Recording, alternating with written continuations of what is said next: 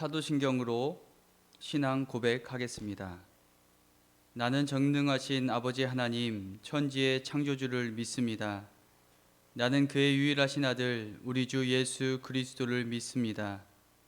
그는 성령으로 잉태되어 동정녀 마리아에게서 나시고 본디오 빌라도에게 고난을 받아 십자가에 못 박혀 죽으시고 장사된 지 사흘 만에 죽은 자 가운데서 다시 살아나셨으며 하늘에 오르시어 전능하신 아버지 하나님 우편에 앉아 계시다가 거기로부터 살아있는 자와 죽은 자를 심판하러 오십니다. 나는 성령을 믿으며 거룩한 공교회와 성도의 교제와 죄를 용서받는 것과 몸의 부활과 영생을 믿습니다. 아멘. 다 함께 찬송가 389장 찬양하시겠습니다.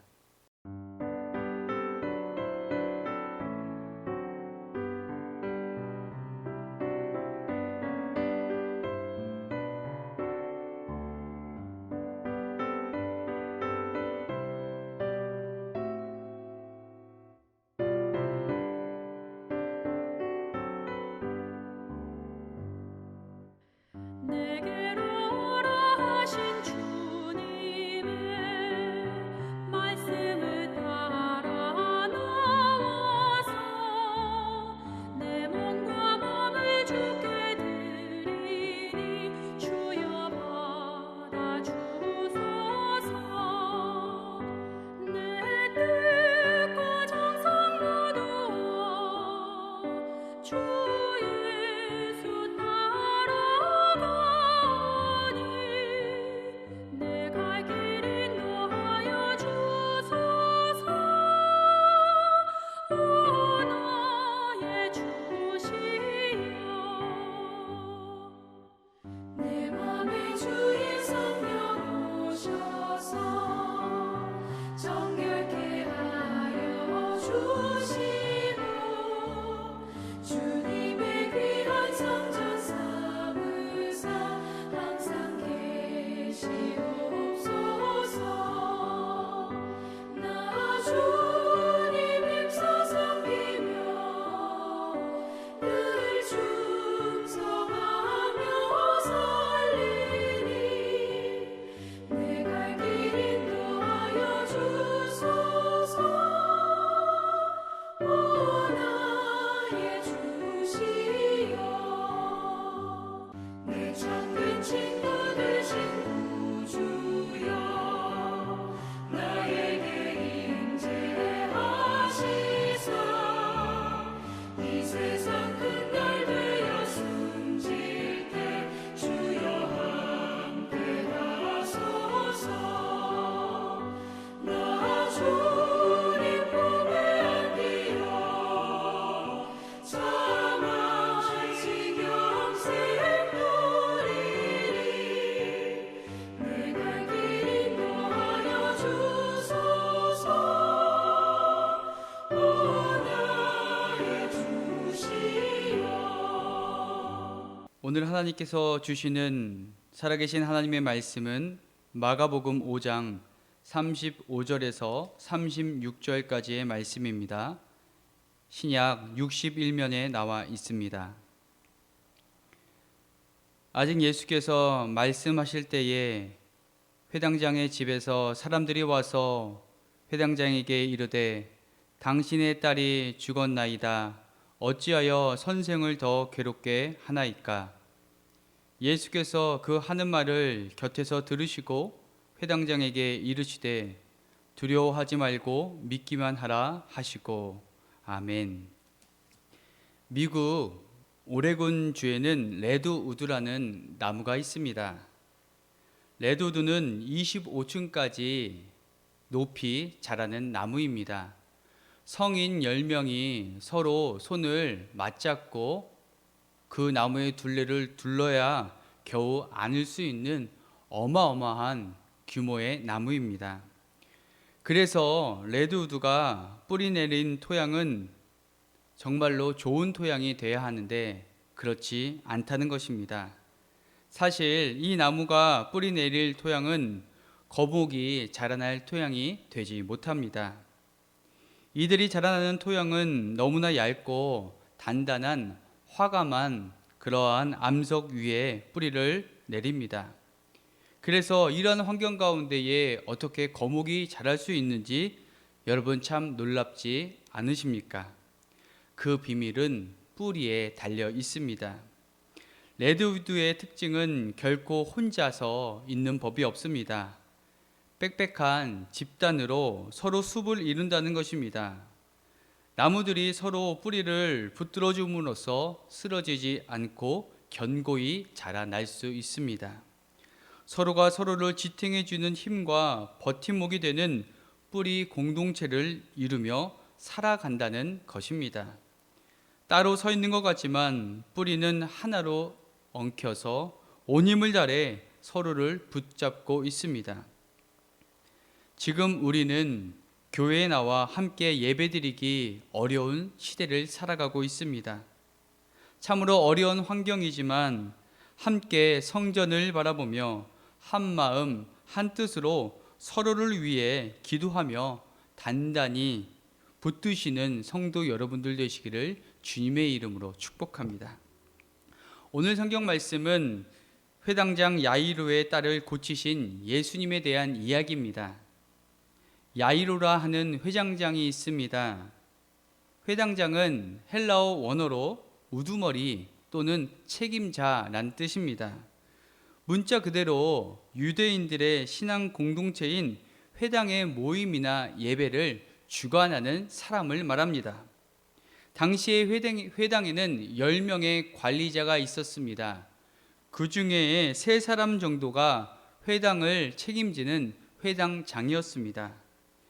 야이로가 회당장 중에 하나란 그 말은 바로 이들 가운데의 한 사람이라는 뜻입니다. 그는 회당 예배를 주관할 책임자입니다.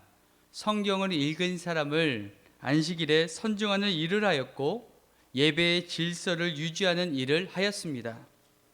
이들은 유대인 사회에서 존경받는 위치에 있습니다. 때론 세상을 살다 보면 예측 가능한 일도 있지만 그렇지 않은 일이 더욱더 많이 우리의 삶 가운데 나타납니다.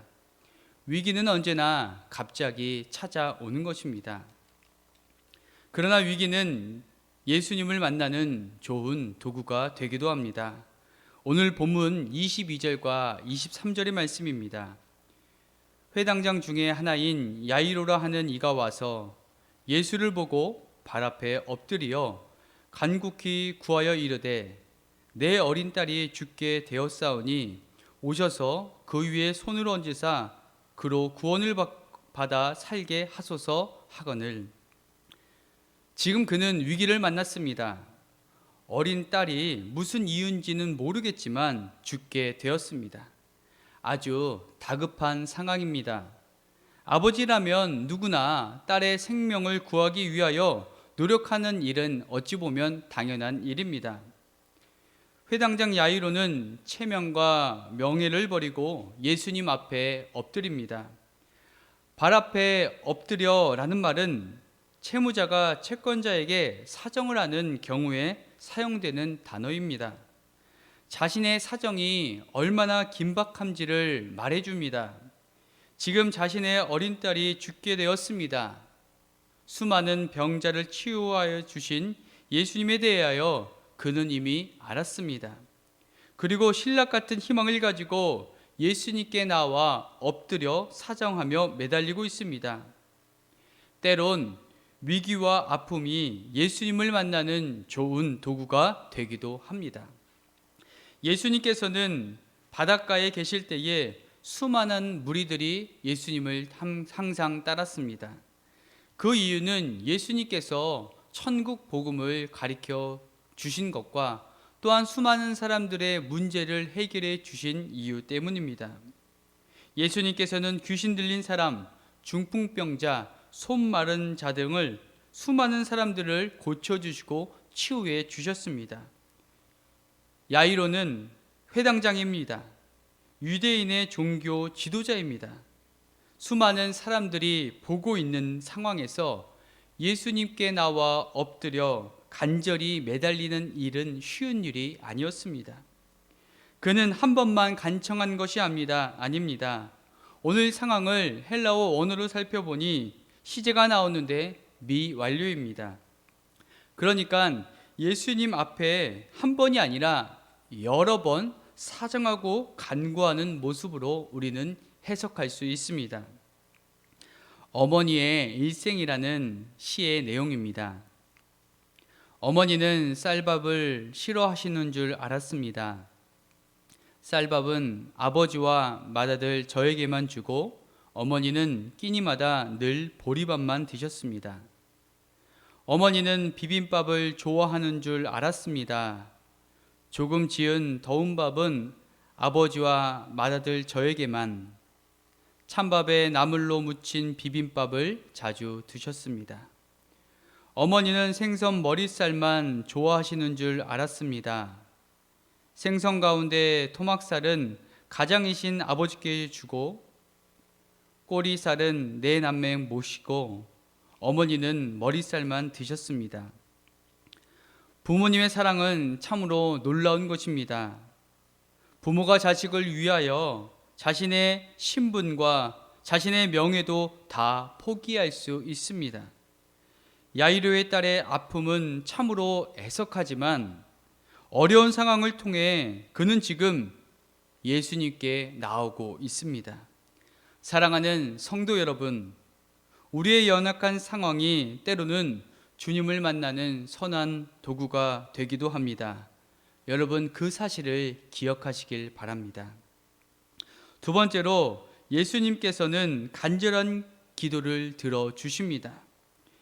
예수님께서는 우리의 간절한 소원에 응답해 주십니다. 우리가 간절한 마음으로 주님께 우리의 마음을 드릴 때에 우리 주님은 반드시 우리의 마음을 들어주십니다. 우리의 연약함을 도와주시고 그의 발걸음을 다시 우리 편으로 돌이켜 주신다는 것입니다. 야이로는 지금 자신의 연약함을 주님께 내어드렸습니다. 수많은 사람들이 보고 있는 상황이지만 결코 포기하지 않고 주님께 나왔습니다. 주님께서는 내 딸 머리 위에 단 한 번만 안수하여 기도하신다면 우리 딸이 반드시 낫는다는 믿음이 있었습니다. 그런데 문제가 발생합니다. 돌발 변수가 생깁니다. 그 변수는 예수님께서 회당장 야이로의 집에 가는 길에 생깁니다. 수많은 인파와 함께 걷는 길에 12해 동안 혈류증으로 고통받은 한 여인이 나타나 예수님의 옷자락을 만진 사건입니다. 예수님께서는 자신의 능력이 나간 것을 아시고 돌이켜 말씀하십니다. 누가 내 옷에 손을 대었느냐? 제자들은 예수님께 말합니다. 예수님, 지금 무리들이 너무나 많아서 우연치 않게 누군가 예수님의 몸에 손을 댄 것 같습니다. 그런데 그때에 한 여인이 예수님 앞에 엎드려 고백합니다. 자신이 예수님의 옷자락을 붙잡은 일과 그동안의 아픔과 고통을 이야기합니다. 예수님께서는 잠시 발걸음을 멈추십니다. 그리고 그 여인의 아픔과 슬픔에 공감해 주십니다. 이야기를 들어주십니다. 그리고 선포하십니다.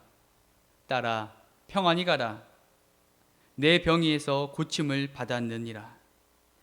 각자의 자리와 처지가 어쨌든 우리 주님께 간절한 마음으로 나오는 자는 누구나 고침을 받는 것입니다.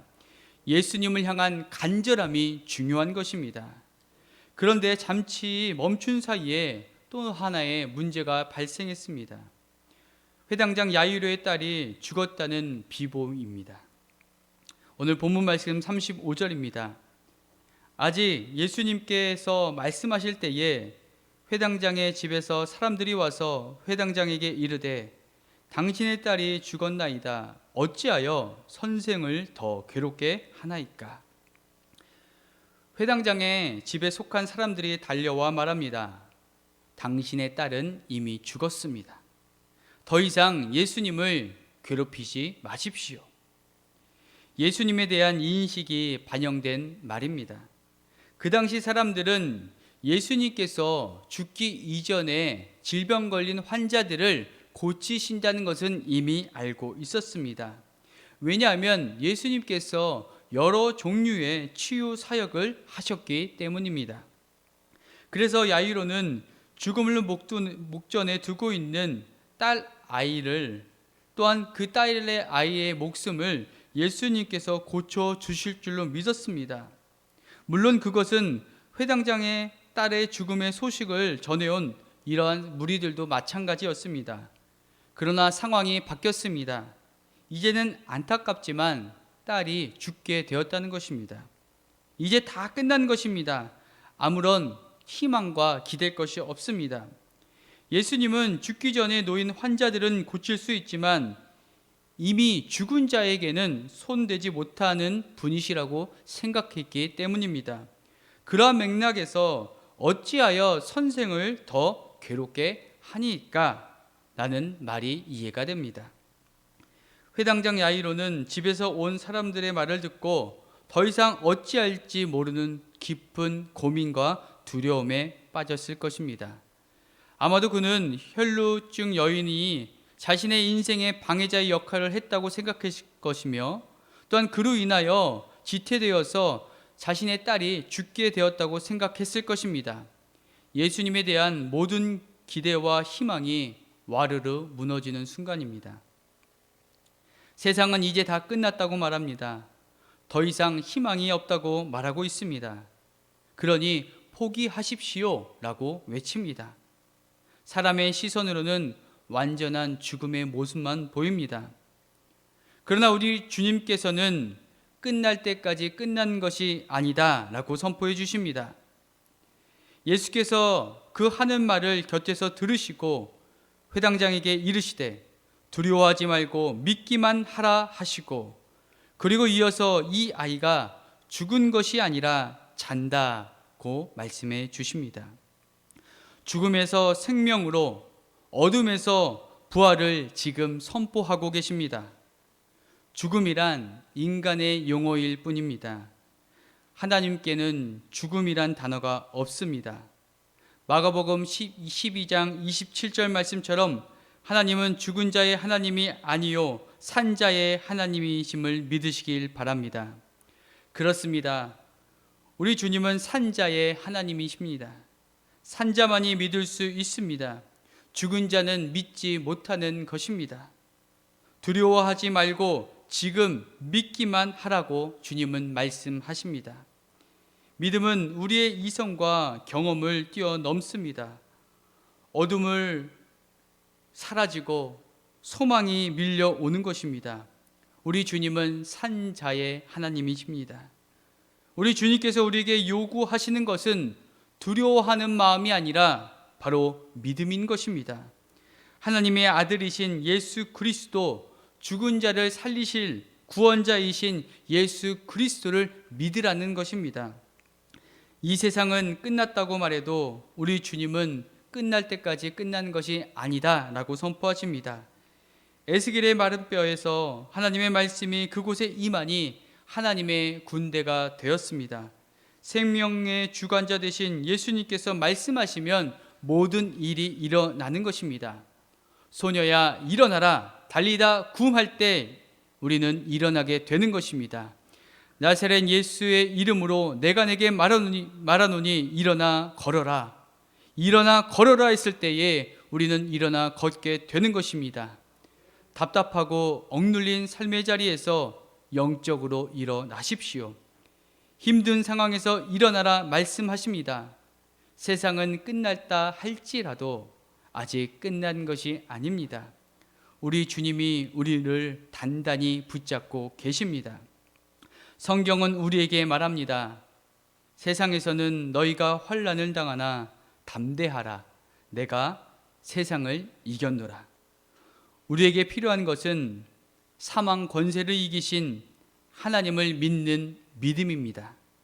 다소 지체되는 것처럼 보이지만 이 모든 상황은 예수님께서 야이로와 그의 가정에 단순한 치료자이신 예수님을 뛰어넘어 하나님의 아들이신 세상을 구원할 그리스도라는 사실을 믿게 하기 위함이었습니다. 사랑하는 성도 여러분, 눈을 들어 주를 바라보십시오. 주님은 우리의 산 소망이 되어 주십니다. 우리를 구원하실 그분을 바라보십시오. 환경보다 크신 주님을 바라보는 믿음이 여러분 삶 가운데 가득하시기를 주님의 이름으로 축원합니다. 기도하겠습니다. 사랑 많으신 하나님 감사드립니다. 저희를 사랑하시고 끝까지 붙잡아 주시니 참으로 감사드립니다. 어려운 시기 주님만 바라볼 수 있는 믿음을 주셔서 오늘도 주 앞에 엎드립니다. 우리 주님께서 붙잡아 주시고 강건케 하여 주옵소서. 예수 그리스도의 이름으로 기도드립니다. 아멘. 다 함께 찬송가 546장 찬양하시겠습니다.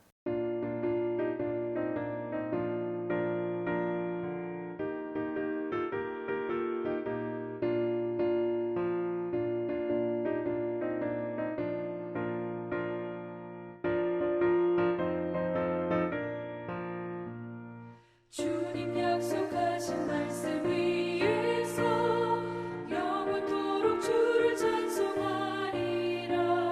소리 높여 주께 영광 돌리며 약속 믿고 굳게 서리라. 굳게 서리 영원하신 말씀 위에 굳게 서리. 말씀 위에 그 말씀 위에 굳게 서리라. 주님 약속하신 말씀 위에서 세상 염려 내게 엄습할 때에 용감하게 힘써 싸워 이기며 약속 믿고 굳게 서리라. 굳게 서리 영원하신 말씀 위에 굳게 서리. 말씀 위에 서리 그 말씀 위에 굳게 서리라. 주님 약속하신 말씀 위에서 영원하신 주의 사랑을 믿고 성령으로 힘써 싸워 이기며 약속 믿고 굳게 서리라. 굳게 서리 영원하신 말씀 위에 굳게 서리. 말씀 위에 서리 그 말씀 위에 굳게 서리라.